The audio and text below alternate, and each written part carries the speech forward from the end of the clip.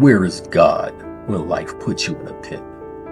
How do you trust God when the people who should love you the most betray you? Sometimes God's plans for our lives leads to dark places we don't understand. Joseph was not abandoned in the pit. He was being positioned through it. Joseph's father, Jacob, sends him to check on his brothers in Shechem. Joseph obeys and goes. He cannot know this simple act of obedience will forever change the course of his life. He searches for them and learns they have gone to Dothan. So Joseph walks further, toward a destiny he cannot see.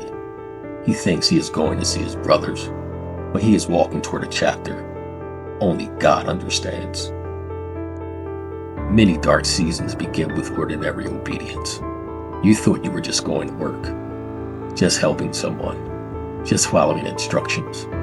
But God may be leading you into a chapter you do not yet understand. While Joseph is still far off, his brothers see him coming, and before he reaches them, they conspire to kill him. Not sudden rage. This was hatred that had been growing for a long time. Years of jealousy, favoritism wounds, envy over dreams, bitterness left unchecked. They say, "Here comes this dreamer." Sin often begins long before there's a physical action. It's first a thought that becomes an ideal. It grows in the heart first. What is fed in secret eventually seeks expression.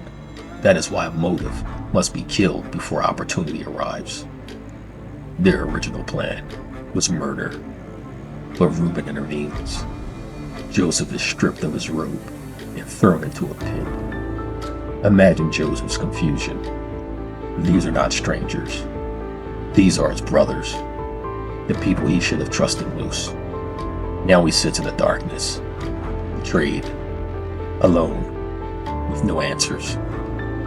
Some of the deepest pain in life does not come from enemies. It comes from people we love. And when trust is broken, the wound can feel deeper than the pit itself. What Joseph did not know is that God already had someone in the room. Reuben. While others planned evil, God disrupted the plan from within. Joseph could not see providence, but providence was already working. When you are in dark places, never assume God is absent. God may have someone on the inside. A Reuben, a delay, a closed door, an interruption, a hidden mercy. What looks like chaos may already be controlled by God. Joseph would later be sold into slavery, later imprisoned for something he did not do. Years would pass before answers came, but Joseph did not know then what God was doing, and many times, neither do we. We find ourselves asking, why me? Why this? And the truth is, we often do not know. Sometimes the pit is not a punishment. Sometimes it's a process. God may be doing something in you before he does something through you.